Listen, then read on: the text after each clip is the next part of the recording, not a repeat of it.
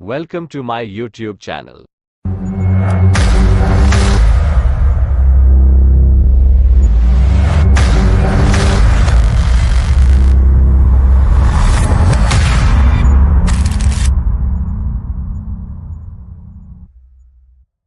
भालू और शेर की कहानी। भालू और शेर की कहानी। एक शहर में एक चिड़ियाघर था। उस चिड़ियाघर में एक भालू, एक शेर रहते थे।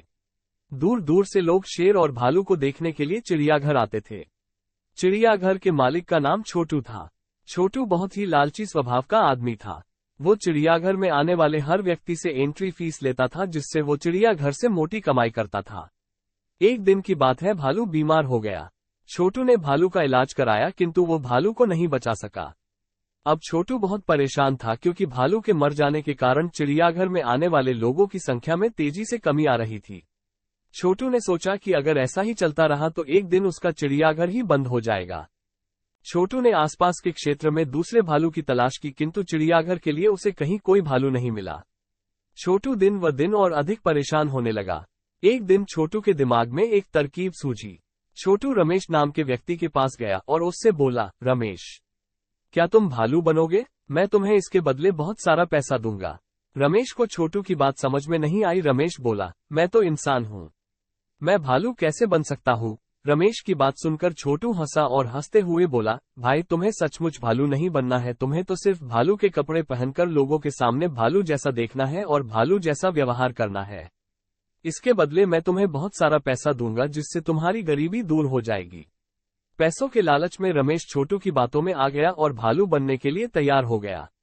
अब रमेश प्रतिदिन भालू के कपड़े पहनकर लोगों का मनोरंजन करता था और लोगों को ये लगता था कि यह असली भालू है, और चिड़ियाघर के इस भालू की ख्याति दूर दूर तक फैल गई और चिड़ियाघर आने वाले लोगों में तेजी से इजाफा होने लगा। इस प्रकार छोटू और रमेश मिलकर मोटी रकम कमाने लगे। एक दिन भालू शेर के पिंजरे के ऊपर खड़ा होकर लोगों का मनोरंजन कर रहा था। तभी पिंजरे की छत टूट गई और भालू शेर के सामने जा गिरा। भालू बने रमेश को लगा कि अब शेर उसे खा जाएगा। डर के कारण रमेश रोने लगा।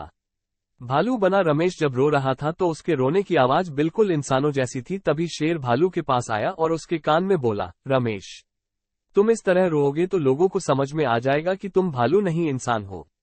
शेर को इंसानों की तरह बात करते देख रमेश को बड़ा आश्चर्य हुआ, किंतु थोड़ी ही देर में रमेश समझ गया कि जिस तरह वह नकली भालू बना है, उसी तरह ये शेर भी नकली है।